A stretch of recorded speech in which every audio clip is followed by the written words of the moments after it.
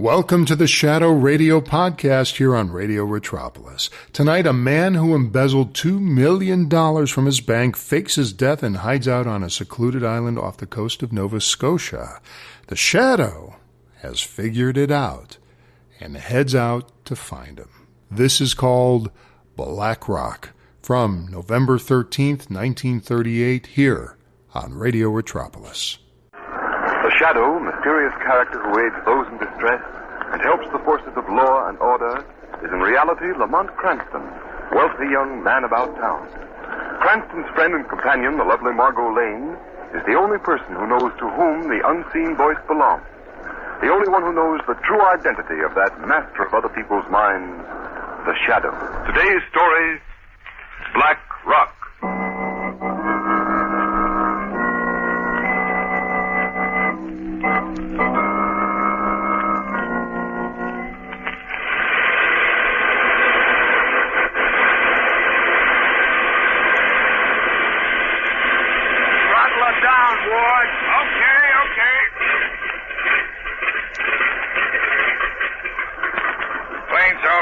Takeoff, Martin.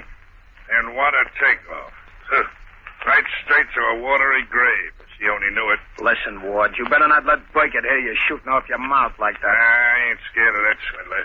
He ain't got nothing on me. Oh, no. Nothing at all, except that you're a pilot without a license who's been making his living flying smuggled dope. So what?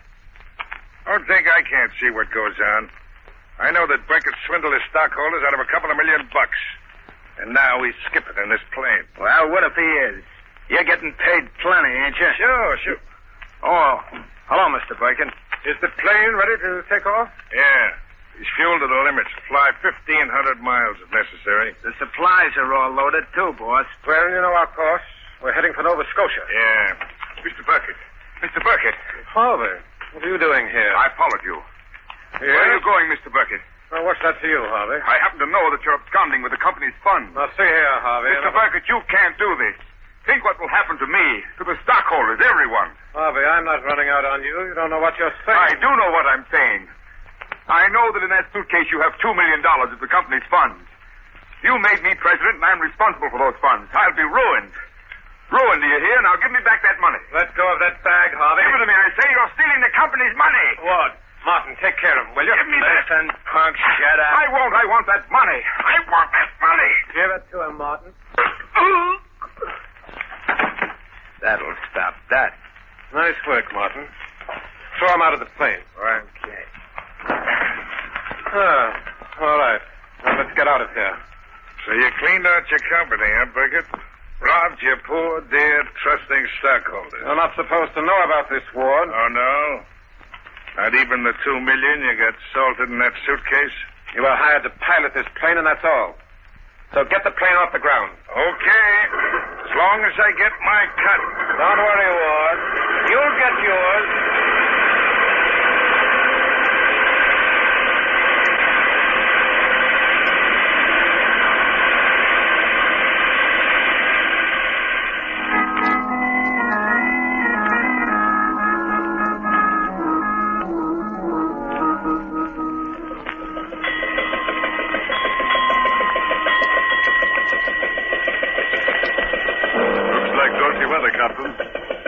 Fog's rolling in thicker every minute. Guys, what do you expect on the Grand Banks, mate? Hey, what do you reckon our position? About 200 miles due east of Cape Race, Captain. Wreckage off the port bow, Captain! Wreckage off the port bow! Wreckage off the port bow? Cut the engine, mate. Aye, sir. What do you make it? Look out! She's all vessel, Captain! Looks like the wing of an airplane! An airplane? Do you suppose it could be that plane that flew to sea 4 days ago, sir? Might be. There she is. Ease her off a bit. We'll drift down on it. Aye, Captain. Look, there's the plane's number on the wing, sir. Can you make it out? X1752. X1752. That's the plane, Captain. I remember the number. I heard a radio broadcast about her last night. So that's what happened to the poor devils. Lost their course and dropped into the sea. Look lively there, lad. Lend a hand and we'll haul that wing aboard. Aye, sir. Get a line ready, lad. Shall I get the dories over, Captain? Not in this fog. We'll cruise about. I've a notion we'll find no trace of the three poor devils that were aboard her. Poor devils? Rich devils, you mean, sir? Huh? Burkett stole $2 million from the poor stockholders of the company. Aye. All the money in the world will do them no good in Davy Jones' locker. Aye. The rest of the plane is on the bottom of the banks, and them rascals in it. Aye, mate. Lost. Take my life on it. Lost forever. And $2 million of poor people's money lost with them.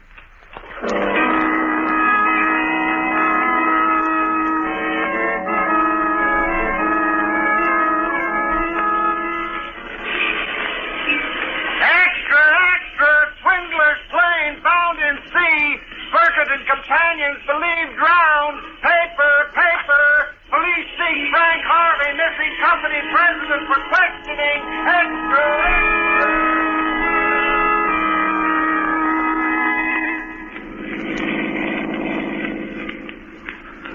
Lamont, do you mean that the poor man really had nothing to do with the money being stolen? Absolutely nothing, Margot. That's why we're driving down here. Frank Harvey is an honest man. It was set up as president of the company by Burkett. Harvey thought it was a legitimate investment house. Then why can't he tell that to the police? Because, unfortunately, that would never hold in a courtroom. As head of the firm, he's directly responsible to the people for their stolen money. Where did you say you'd meet him? He's hiding down by Miller's Creek. Is that right down this road? Yes. I think it's this third cottage here. Let's get out and see. All right, Lamont. Oh, there's someone in the window. He's waving for us to come in. Yes, that's Harvey. We go in the side door. How long has he been hiding here? About a week, I believe. Mr. Cranston. Hello, Harvey. Come in, please. Thank you. This is Miss Lane, Mr. Harvey. How do you do? How do you do? I'm so glad you could come here, Mr. Cranston. I hope I can be of service. Well, that's a pretty forlorn hope, I guess. What with Burkett presumably at the bottom of the sea. Presumably, Mr. Harvey? Yes. You see, I can't make myself believe that he's dead. I'm inclined to agree with you on that.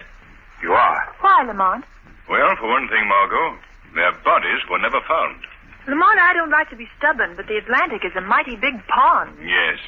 But I also know that when Burkett planned his getaway, he wouldn't have figured on flying across the ocean in a plane with a cruising range of only 600 miles. They were flying to Canada and got off their course. Yes, that's true. No, Harvey.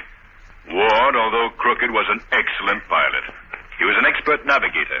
He knew blind flying. Then, since you think they're alive, how did their plane crash 200 miles at sea? Fly itself? Fly itself? Margot, you've given me an idea. It's the only thing I haven't been able to figure out. What are the things you have figured out, Mr. Cranston? I'm afraid I can't tell you right now, but if they work, the missing money will be returned to the stockholders, and your name will be cleared, Mr. Harvey.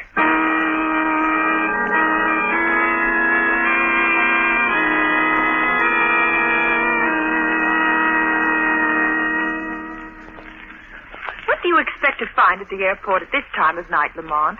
I'd like to take a look around the hangar where Burkett kept his plane, Margot. Well, what can you learn there? I'm going to stake everything on a shot in the dark. There's no one in that hangar but the watchman. He doesn't know anything, or if he does, the police and the G-men didn't get it out of him. So how can you hope I'm going to ask him one question, Margot. How could a ghost airplane fly 200 miles and crash into the sea? And do you expect an answer from him? Not I, but the shadow does. Look through those windows. Yes. There's the watchman.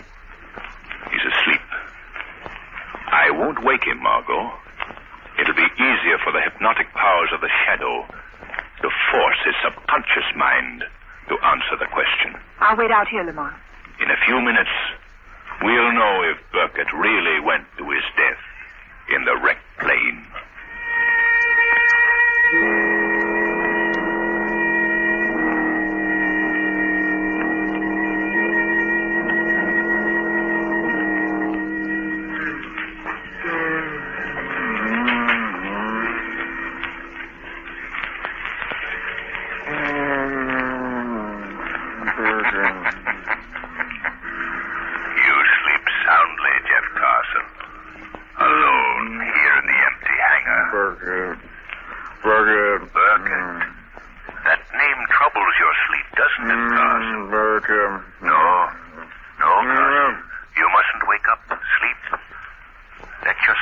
conscious mind hear me.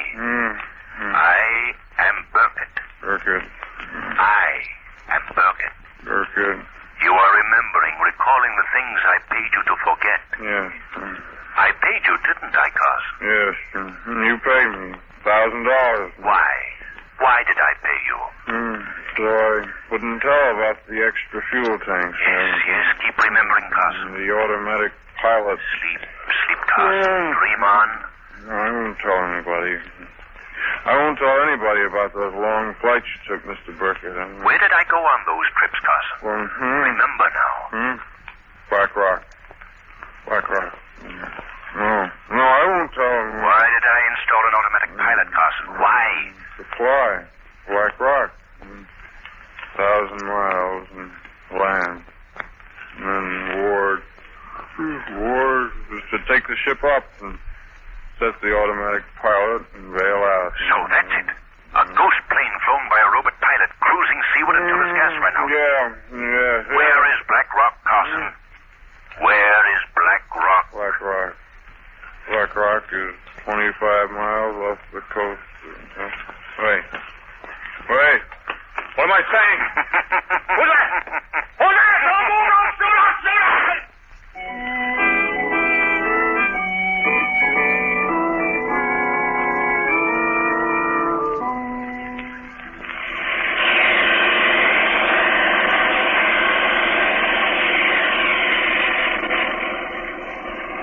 We must be getting near Black Rock, Lamont. Yes, Margot. I hope we reach it before it gets too dark to land the plane. We've come a long way since we left New York this morning. It's exactly 1,000 miles to Black Rock. And how far off the coast of Labrador? About 25 miles. Burkett certainly picked a secluded spot. Just a dot of an island on this map. Margot, hand me the glasses. I think I see land. Where, Lamont? Straight ahead. Yes, that's it, Margot. A loaf-shaped black rock. There's supposed to be a small cove to the landward side. How can this seaplane land with all this ice in the water? I've got to hope for enough open water, Margot. But Lamont, if Burkett and his gang are on Black Rock, they'll hear the plane. Can't be helped. If it's possible to land, I'm going ashore tonight. You want me to stay in the plane? Yes. You'd better keep this rifle, in case they try to board the plane while I'm ashore. Rock gets larger as we get nearer.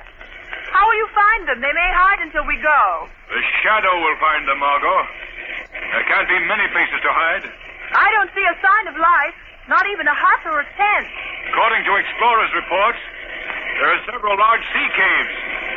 They may be using one of those. There's the inlet on the landward side, Lamont. It's easily free of ice. Yes, I see it. Hold on, Margot. I'm going to try to land in that open water. Heaven help us if we hit any pack ice. Get out the life preservers, just in case.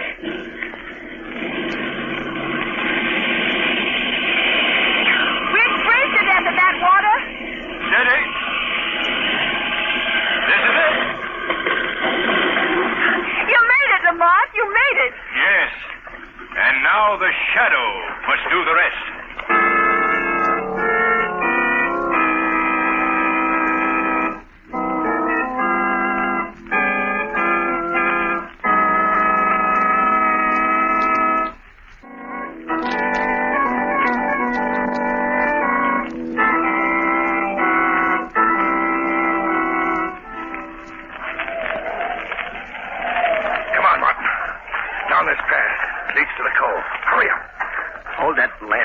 Will you? I can't see. All right. That's better. Hey, sure you know where Burkett hit that boat? Yeah. It's in that little cave, right by the edge of the water. Keep that lantern up, will you? Want me to break my neck? Oh, if I hold it any higher, Burkett will see it. Well, let him see it. I'll kill him if he tries to keep it from getting off this blasted rock this time. Burkett will kill us if he catches us trying to get that plane in the cove. Hey, who do you suppose it is after us? What do we care? It's a plane, ain't it? Chance to get away from Burkett. Well, I ain't leaving without that money. Not after the way he starved us, kicked us around like dogs. All right. We'll get the plane. Then we'll take care of Burkett. All right. Here's the cove. Look, I told you we'd find it, didn't I? Yeah. Come on. Yeah. Well, what are we waiting for? Come on, let's pull gotta get the... Shut up, Martin. Listen. I heard something like somebody laughing. Laughing at us. Ah, you're crazy. It's the wind. Oh. You hear that? Somebody's close to us, watching us. Get down. Maybe break it. Hide. I heard it, too. Put out the lantern, quick. It's no use. I'm not Burkett. You cannot hide from me in the darkness. Some guy from that plane. All right, come on into the light and be quick about it, fella. Cover him with your gun, Martin. I can't see him. I'm standing in the light, close to you. But you cannot see me. What do you want? I've come for you. It's the cops, Ward. It's the cops. They found us. No, it's not the police, Mr. Martin. Well, then who are you? You've been in prison, both of you. Haven't you ever heard of the Shadow? The Shadow? A guy nobody's ever seen. Not the Shadow. Not on this forsaken rock. The end of the world is not far enough to hide you from me. What? That voice. I've heard Carnes talk about it. It's him. He's here. There's been a slip. He's come for us. Yeah? All right. But getting this is another thing. Now, don't come near me, Shadow. I'll drill you, even if I can't see you. I'll take you when the time comes. But first I mean to get Burkett and the $2 million he stole and clear the name of Frank Harvey. Well, you can have Burkett, but you'll never get that $2 million, Shadow. Not one of you will escape. How did you find us? That watchman squealed, didn't he? I warned Burkett. Come on, Ward. We gotta find Burkett. He'll know what to do. Yes, go to Burkett. Warn him the Shadow is here. Tell him you'll never leave Black Rock alive. Never live to spend the fruits of your crime.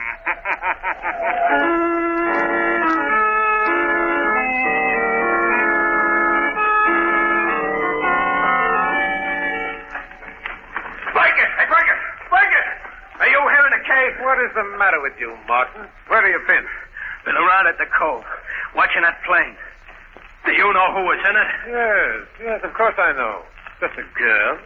And she won't give us any trouble. I've seen to that. A girl? And he didn't come alone. I don't know what you fools are talking about. Who didn't come along? The Shadow. The Shadow is on Black Rock. The Shadow? Why, you're crazy. No, he's here.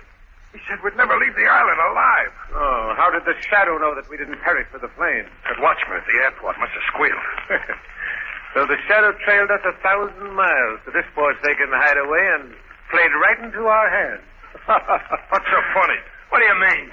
Look over there. See who's gagged and tied to that cot. What? Look, he's got the girl. How did you do it? How did you get her out of the plane? I went out in the boat and I merely gave her the choice of coming ashore or having the plane's pontoons riddled with bullets. But the Shadow was on the rock here, looking for us. Well, let him find us. We'll give him the choice of giving himself up or seeing his girlfriend put in one of the lower sea caves until the tide comes in. Oh, that'd be murder. Oh. Well, that shouldn't bother you. You and Ward have been watching for a chance to murder me ever since we came to Black Rock. You know why, don't you? Because you've been starving us to death. For your own good, you fools. We've got 7 months of winter ahead of us. If the food gives out before we can leave here next summer, we'll die by slow starvation. That is just how you will die. Unless you tell me the hiding place of the $2 million, Burkett. The Shadow. He's here, in the sea cave. He followed us. Well, I'm glad you're here, Shadow. Now we can settle this.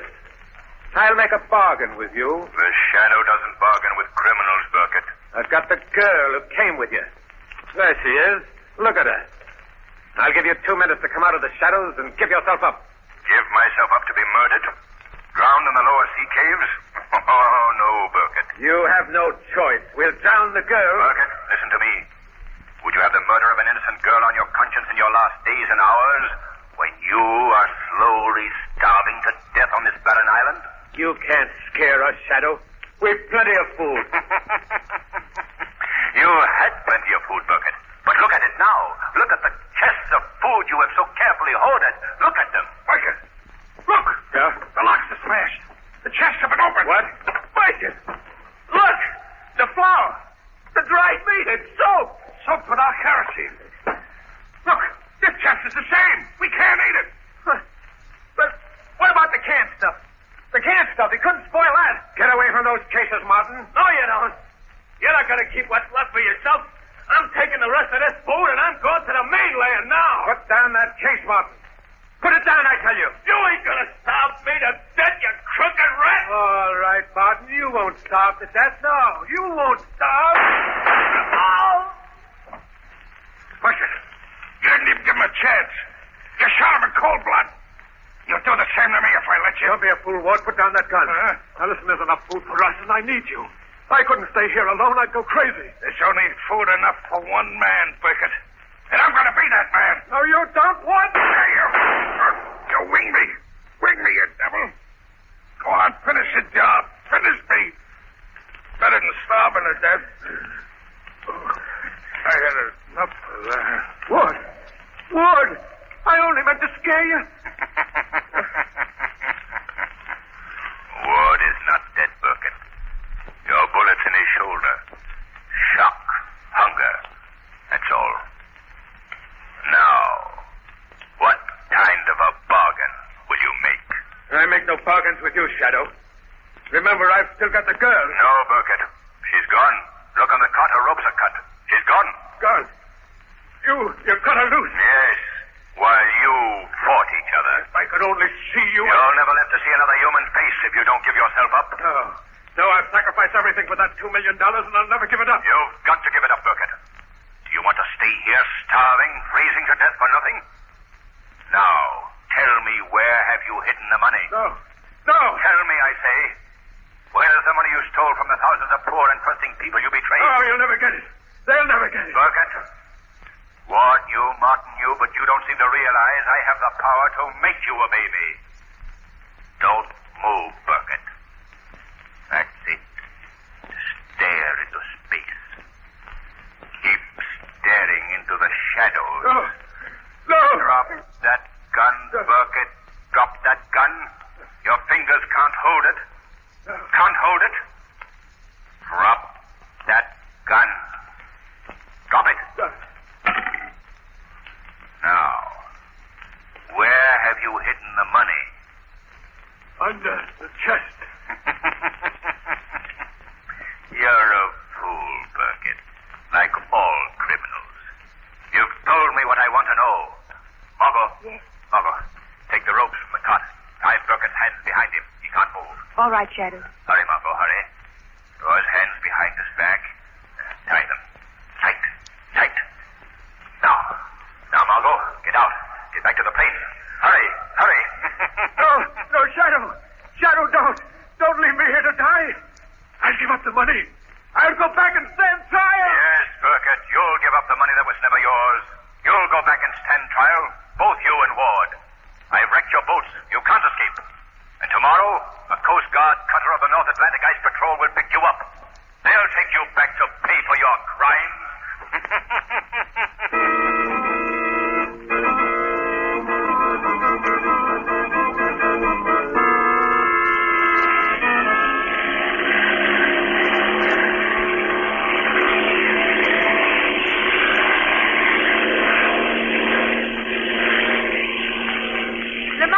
Do you think the Ice Patrol will believe your message? I have the plane's radio tuned in on their regular band. They'll notify their shore base they're proceeding to Black Rock. Ice Patrol cutter calling. There it is now. Hello? Ice Patrol cutter proceeding to Black Rock under forced draft. Proceeding to Black Rock under forced draft. They believe you, Lamont. They believe the Shadow. Set your course homeward, Margot. Our job is finished. Oh, Lamont, think what it means. All those poor people will get their money back. They won't suffer. They won't lose their homes. And Mr. Harvey's name will be cleared. Yes, Margot. And this will be a warning to others that even the best laid plans of the smartest criminals can fail. There is no perfect crime.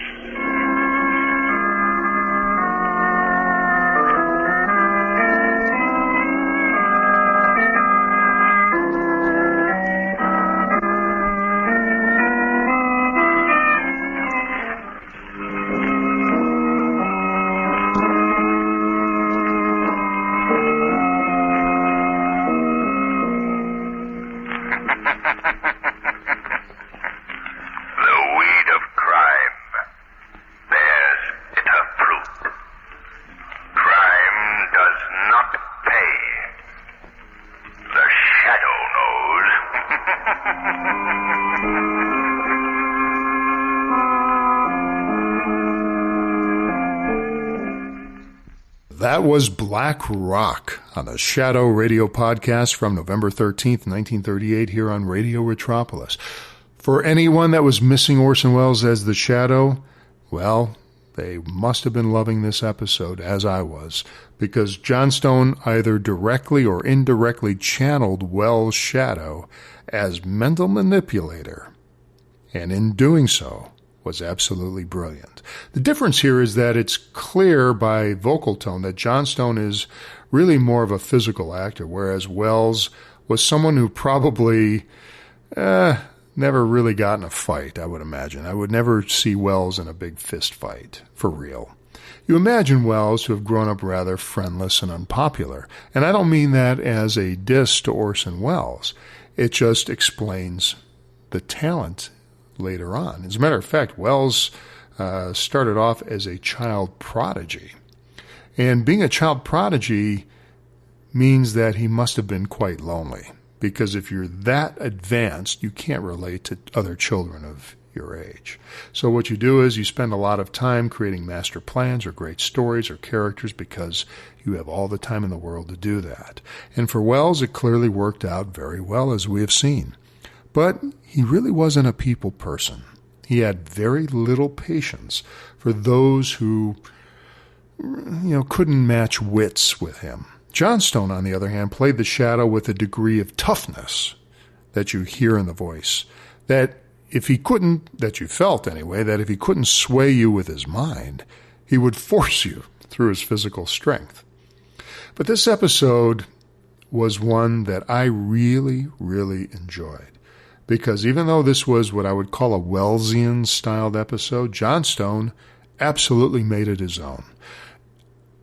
I like how these villains have so much bravado until they realize they're defeated. And once they realize they're defeated, they turn into complete jello. As I have said in many comic book radio programs I do here, such as Superman and, of course, this show, villains ultimately create their own undoing. And it's usually because of ego and paranoia. Our antagonist, Burkett, he's so busy making sure his henchman isn't stealing the dry food that the dry food that's actually left because the Shadow had exposed it to air and therefore tainted it. That was going to be their 6-month to 2-year supply or whatever it was. Well, they're arguing back and forth, and usually what happens? Somebody gets shot, and that's what happened. The henchman got shot and killed. And while this is going on, the Shadow frees Margot, who was tied up by Burkett, thinking he had the upper hand against the Shadow. Sometimes with villains in these comic book radio series, it's almost like shooting fish in a barrel. But the simple fact is that the episode has to be wrapped in 30 minutes. So whatever initial brilliance they may have had in the beginning tends to be lost within the last 2 minutes because they need to get to the end of the episode. So you see a couple of quick, simple, stupid acts to foil themselves, to which the Shadow takes great advantage. Now, as the series continues along, the dates of broadcasts are also progressing sequentially, and we're beginning to see a whole new world coming closer and closer. And a lot of this will be revealed through the drama that we hear. The threat in Europe was becoming much more lethal at this point, and through each week, through each day actually, through each hour, it was becoming more and more and more. On November 9th, which was just 4 days before this episode broadcast, a wave of violence that targeted the Jews occurred throughout Germany and Austria, and that was in retaliation for the assassination of Ernst von Rath, and he was a Nazi German diplomat who was shot 5 times by a Polish German Jewish kid. The kid was 17 years old. Nazi authorities didn't interfere as Jewish shops and synagogues were burned and looted, and over 20,000 Jews were arrested. The Jewish question, that's the big phrase, the Jewish question. Well, it was becoming less of a question at this point and now more of an answer. They knew what the answer was, and it was about to get worse.